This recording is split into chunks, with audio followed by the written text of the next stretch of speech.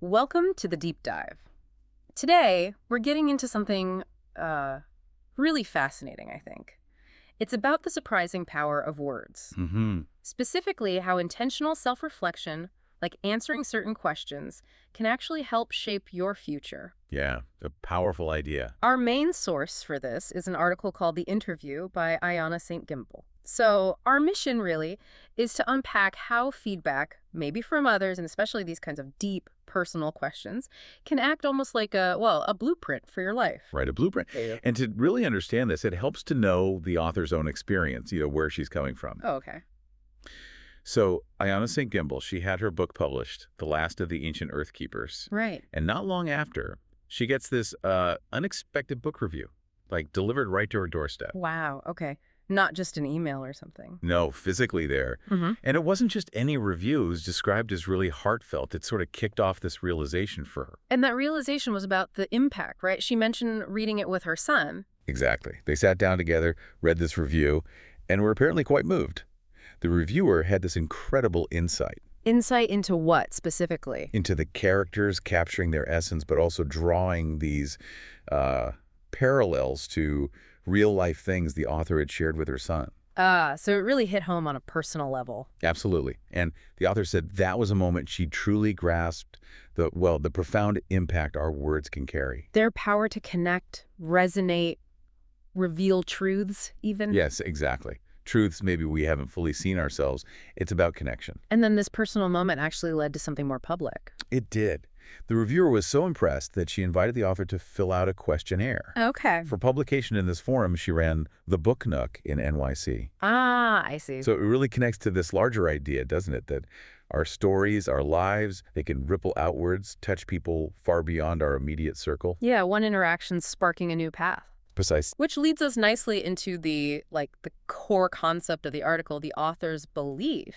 And it's quite a statement that the questions you answer today shape the reality of your tomorrow. It is a big statement. And she doesn't mean it lightly. No.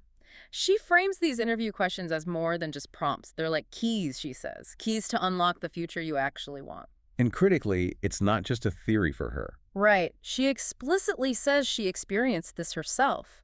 The answers she wrote down, they genuinely became the blueprint for her life's journey. It wasn't just thinking about it, it was the act of answering. Which is fascinating. It implies an active role we play.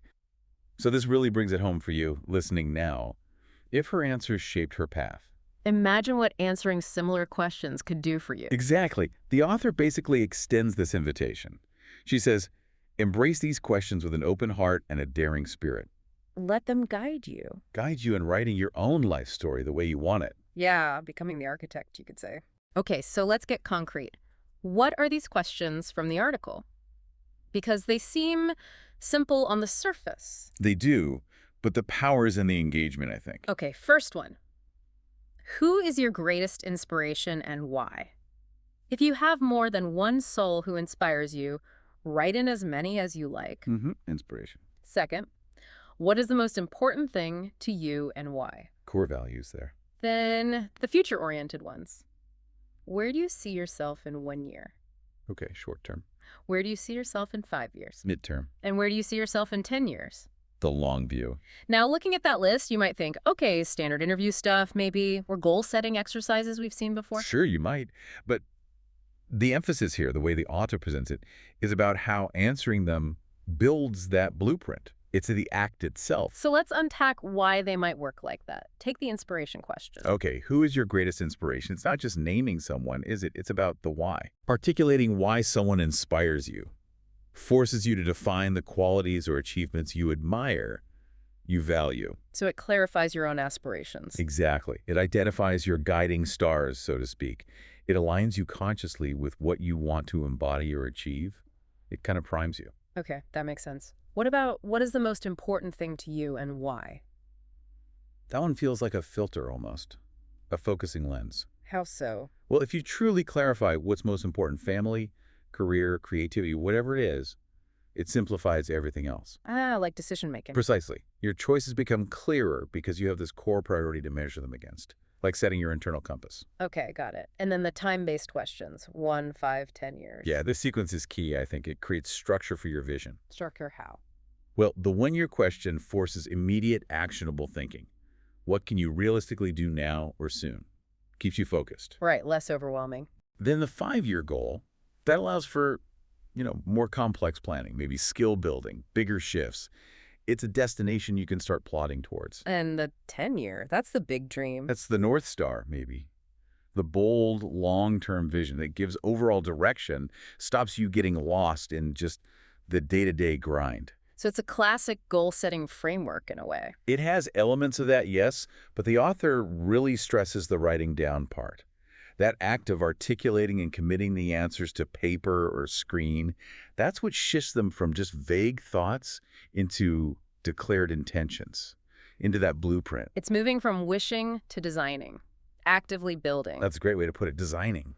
And the article really hammers this home at the end, doesn't it, with that simple, powerful call to action: dream big. Yeah, just 2 words, but they capture the spirit. And the sign-off is interesting, too. Love, storytelling with Bella Moon, book wisdom, journey through the years. It really reinforces that narrative personal journey aspect. Mm-hmm. Life as a story you're writing? So wrapping this up a bit, what's the main takeaway here from this deep dive? For me, it's that intentional questioning, whether it comes from outside, like that reviewer, or from you asking yourself. Yeah. It's not just navel-gazing. No. It's a real tool. A catalyst for visualizing, yes, but more importantly, for actually shaping what comes next. It really does support the author's core idea, then, that the answers you craft, that you commit to, can genuinely become the framework, the design for your life. Absolutely. It highlights your active role. You're not just drifting, you're potentially steering when you engage with these prompts seriously. You shift from observer to creator. And that final image in the article is so evocative. Your future is a canvas, and these questions are your brushstrokes. Dare to create boldly and with intention. It's a beautiful metaphor, isn't it? Puts the power right back in your hands. It does. So it leaves you, the listener, with a thought maybe. Yeah. If your future is a canvas, and these questions are the tools. What could you paint? Exactly. What truths might you uncover? Or what bolder vision might you actually dare to paint for yourself? Just by taking the time to answer questions like these. It really underscores the potential just sitting there waiting, the transformation that could come from simply engaging, answering honestly, and maybe, just maybe, dreaming big. What masterpiece will you start painting?